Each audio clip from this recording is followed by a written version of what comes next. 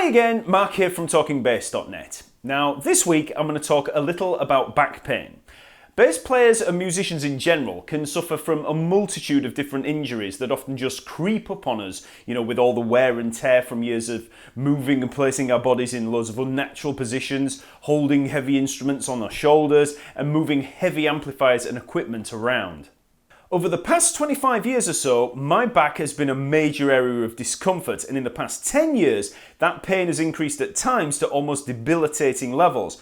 But in the past year or so, after some really good work and advice from physiotherapists, I've actually managed to change all of that and live a life almost free of back pain.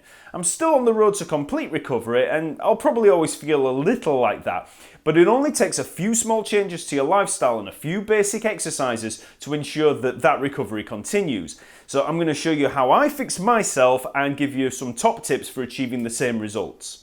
So my story might be very familiar to you, and I won't bore you with the whole thing, but I basically started to develop minor back pains in maybe the mid-90s. The major problems started to creep up on me slowly, so I didn't notice them too much at first. The main pain areas were in the left shoulder from holding the bass, and more importantly in the lower right back and hip. Now, just from that description, you can probably make a rough diagnosis without any medical knowledge.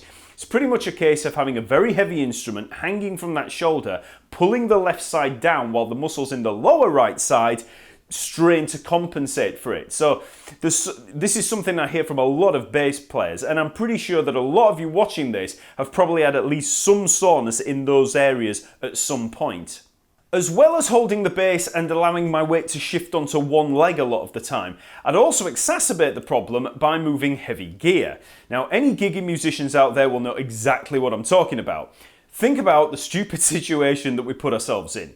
We sit static in a car or a van for hours on the road to a gig, sometimes in a really bad posture. Then what's the first thing that we do on arrival? We jump out and we start moving a bunch of heavy amplifiers and speakers, and rack systems or whatever else we need for the gig. Often using bad technique because, there might be awkward shapes or handle placement, and might be a weird route that we take through a venue to the stage. And we do all of this with no warm-up, no stretching, just static, seated positioning, straight into lifting. And, if we were in a gym and we were going to be lifting the same kind of weights, we'd be sure to do a warm-up. But, not us musos, we're the X-Men. So over time, my back was starting to take a pounding, but probably no more than any other gigging bass players out there. But then I took a gig that would eventually pound my back into submission. So I started a gig on a cruise line roughly around 2004, where we were working a hell of a lot. We'd play a minimum of 5 sets a day with a maximum of probably 7 on a C day. And that will be every day for about 5 months at a time. And I stayed with that band for a few years, and over that time, my back just got worse and worse. My Fender Jazz is a pretty heavy bass, and the strap that I had was just a standard cheap one with no real, weight distribution across the shoulder. And as I carried on, the pain in my shoulder got so bad that after maybe 6 hours of playing, I'd be holding the bass with this hand, the body, and then I'd just be hammering on for whatever notes there were that I was playing. So over the years, it just got worse and worse until I just felt constantly depressed about it. I couldn't even sneeze without crouching into a fetal position because the shock through the lower body would just be unbearable. I lost 2 inches in height, and my back was constantly bent at this strange angle, so much so that I started to think that I might have a scoliosis in my back. I also went to a few doctors who weren't really much help, and I was gigging a lot and out of the country a lot of the time, so finding time to visit a doctor just wasn't so easy, and to be honest, I just learned to kind of live with it. Doctors would always say that it's a symptom of the job, and while ever I'm doing that job, I'm going to have that problem. And I couldn't stop playing because it was my living. So I just carried on thinking, oh well, I'll just have to get on with it. I also visited a chiropractor. Now, I know some people have a lot of success with chiropractic, and I did, for a few months. They diagnosed it with the usual chiropractic diagnosis of one leg being longer than the other and told me I had a misalignment in the spine.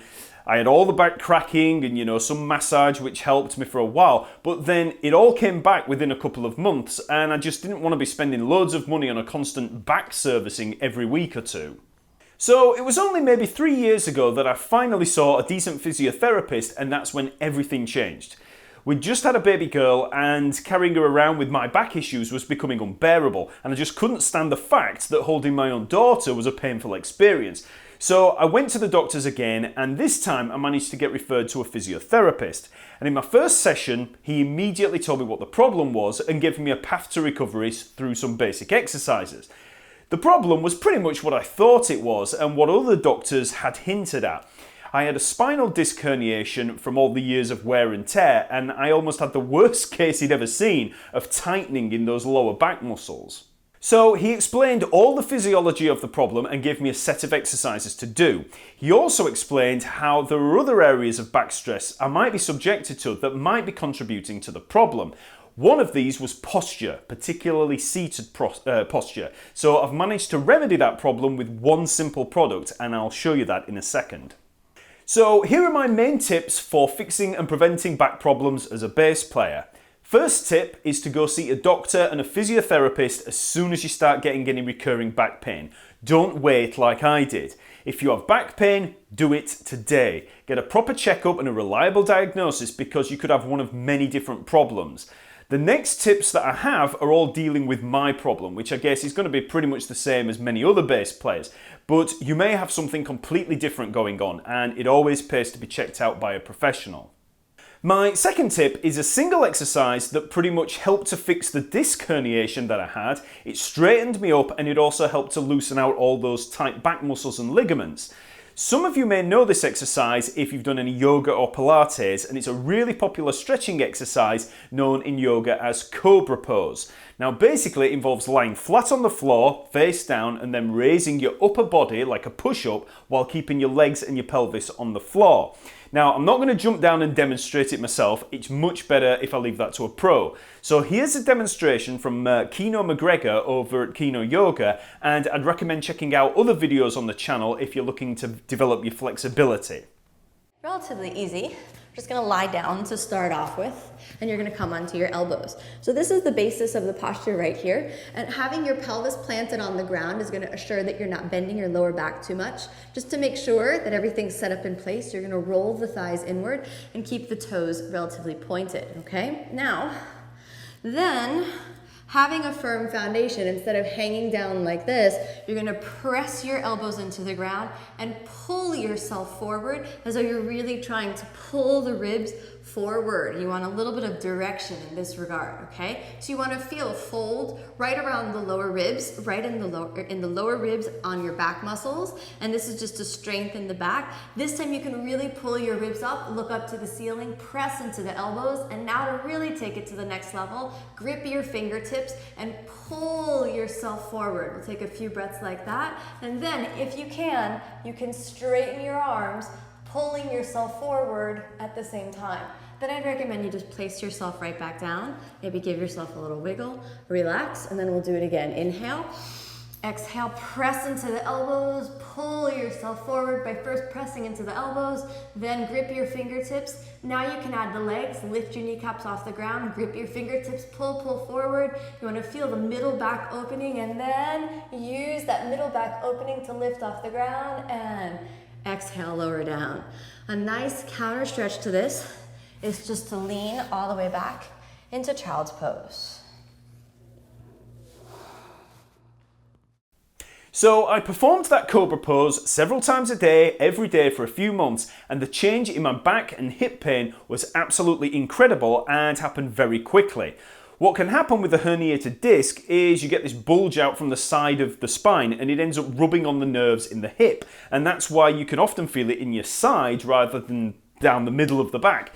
And that Cobra Pose helps to realign your spine and relieve that pain.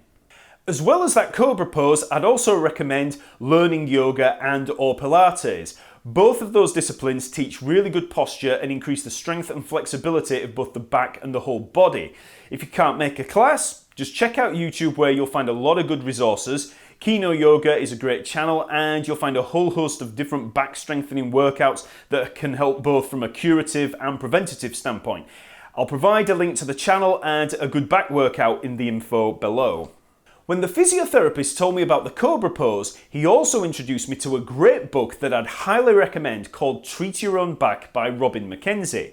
The McKenzie method is a really popular approach to physiotherapy, especially when dealing with lower back problems like mine.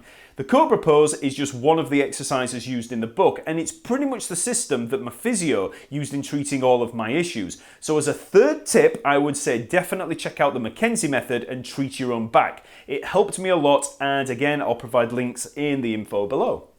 My fourth tip is more of a preventative measure, but was also essential in allowing the exercises to work their magic unhindered. The tip is to get yourself a lumbar roll. Now, these are just firm cushions with a particular curved shape that you can fit on a chair or a sofa to keep your lower back from sagging.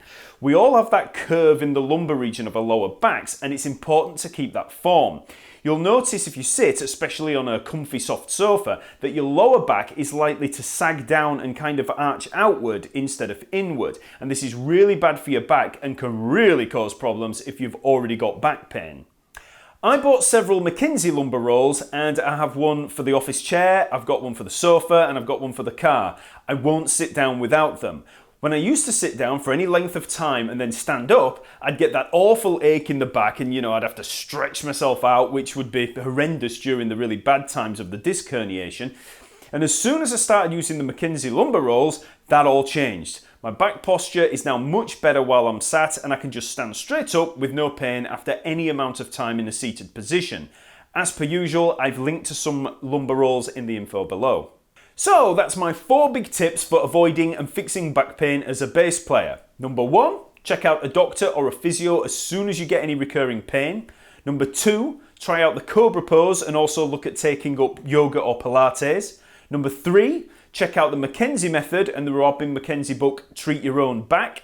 And finally, number 4, start using lumbar rolls as much as possible. Also, as an added extra, I'd say maybe try looking into getting some lighter gear. I now look to use lighter basses and lighter amps and speaker cabs whenever I can. I'll also do some basic stretches or at least walk around for a little while before moving any gear at the end of a long journey. We can all become quite relaxed and blasé when it comes to looking after our bodies while we're in that kind of gigging mindset.